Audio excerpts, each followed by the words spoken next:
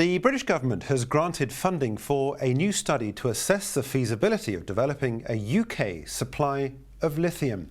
The project, Lithium for the UK, aims to help meet the anticipated increase in demand for the battery metal. Some suggest that this demand may triple by 2025. A consortium has been established to lead this study, which includes mining consultancy firm Wardell Armstrong, exploration company Cornish Lithium, and the Natural History Museum.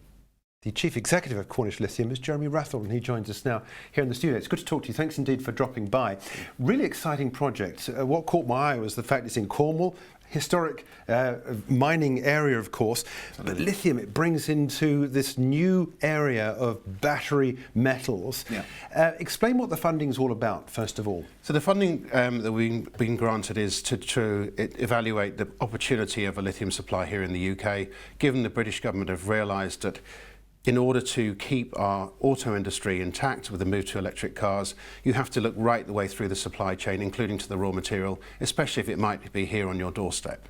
So really it's an opportunity to investigate that possibility. Have we had any history in this country of producing lithium before? Strangely enough, it's gone into the collective memory, but there was a mine in Cornwall for lithium during the war, and that was mined for submarine air conditioning of all things. But now there's this imperative, as we move towards electric vehicles, the most important thing for electric vehicles and batteries is lithium. Yeah. How much money are we talking about here for the fund generally, and how much are you going to get when it trickles down? Sure, that's all disclosed on the Innovate UK website, but the total funding for this project is £500,000 out of a collective pot of, I think, 26 million that's been allocated in the latest round of the Faraday Battery Challenge, and that's split between the three partners roughly equally. And are you working directly with the three partners, or are you working independently on your own little bit for exploring? No, it's very much a consortium which we're all working together. Yeah. What are the chances of securing this lithium supply in an economic form? I mean, you talk about the fact we've done it before in this country, yeah, but economically, is it really viable here in the UK? Well, it's early days to know that, but we believe, given my long standing as a mining engineer and history of looking at mining projects around the world, we do believe that there's a potential for it to be economic. The geology in Cornwall is very much unique in the UK. It's very much very interesting globally as well, because the geology in Cornwall is very similar to other lithium deposits in Germany and in Portugal. So there's lots of synergies in that area of Cornwall. So, you are steeped in the mining industry. Explain a little bit more in layman's terms as to how you hope to get it out of the ground, what the process is. Okay. Well, in Cornwall there are two possibilities for extracting it. One is the main one we're focused on, which is extracting it from water, geothermal waters which circulate through the ground under our feet in Cornwall. They are hot and they are laden with lithium. That was first discovered in 1864 of all times, when some very enterprising chemists analysed water in an old Cornish mine. That was evaluated constantly until the last Cornish mine shut down in 1998 as being a potential supply of lithium for the UK. And also you can extract it from hard rock like granite as well. We're also looking into that possibility in Cornwall as well. Is it a very expensive process? It is, we believe, could be commercially viable. There are some other studies around the world of similar extraction from geothermal waters, particularly in California, where it looks like it will be economic. So yes, we believe it could be. And the other thing, of course, for the population around there, how environmentally, or how would it affect the environment in the locus? What's the issues that could be raised? Okay, well, if you're looking at the extraction from water, it's very benign. It's a drill hole into the ground, very similar to an oil drill, and that immediately raises the question of fracking. It's absolutely nothing to do with fracking at all. It's exploiting natural fractures in the ground where water is already circulating in the ground, and that's picking up lithium from the rock itself.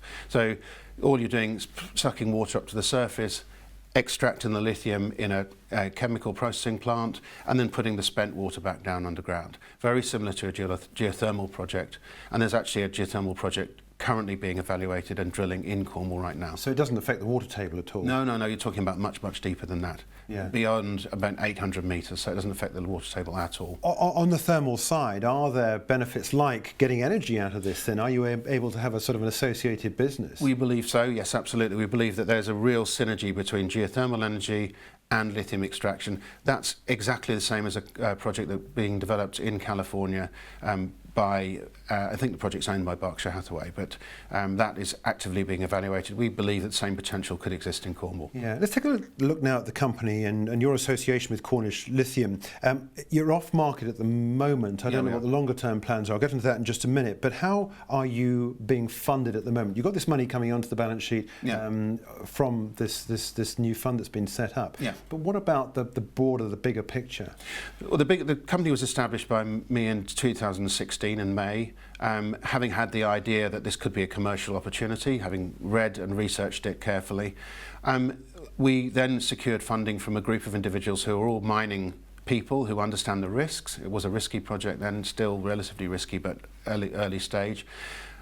That we've largely de-risked the company since then, and those funders have maintained their position by putting in a first round of £1 million and then a second round of £1 million, and we are looking to various opportunities to fund the company going forwards.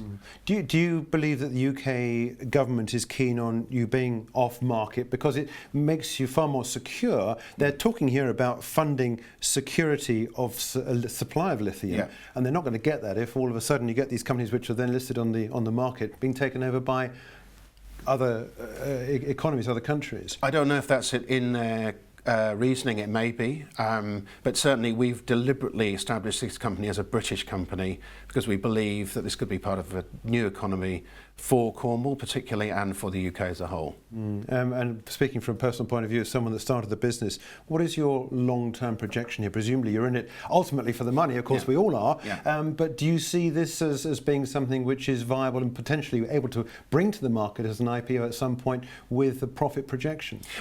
I do think so. I think that ultimately we would end up listed. I just think it's too early at this stage. We are looking at other opportunities, maybe crowdfunding, maybe other opportunities to raise money.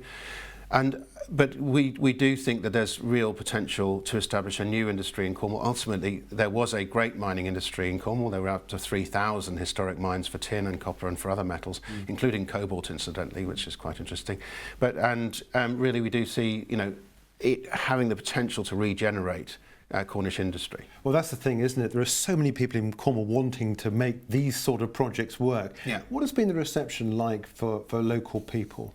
We've had no opposition at all so far. I mean, you never know, but importantly, the Cornwall Council is hugely supportive. We're doing a conference next week at which the Cornwall Council are actually opening the conference. So very, very supportive. The local LEP, the local enterprise partnership, has made Cornish mining a pillar, one of its 10 pillars for the economy for Cornwall. The Department for International Trade has named Cornish mining as a high potential opportunity for the whole country, for the economy of the UK. Lots and lots and lots of support, as you can see. Being off market, of course, you have no commitment to delivering news as it comes through, but there are doubtless lots of people wanting to know how this progresses. How will you be communicating with the wider public on progress or otherwise that you're making? Well, we've tried to set this company up as if it was listed by doing properly, keeping ourselves almost as if we were regulated properly. Hence, if we do it, we'll do a crowdfund with a regulated entity. And we do regularly disseminate news via our website and via press releases. Well, look, we wish you all the very best and strength your elbow in this new project, but we're looking forward to hearing more news as it comes through. But Jeremy, in the meantime, thank you so much indeed for joining us. Jeremy Rathell is Chief Executive of Cornish Lithium.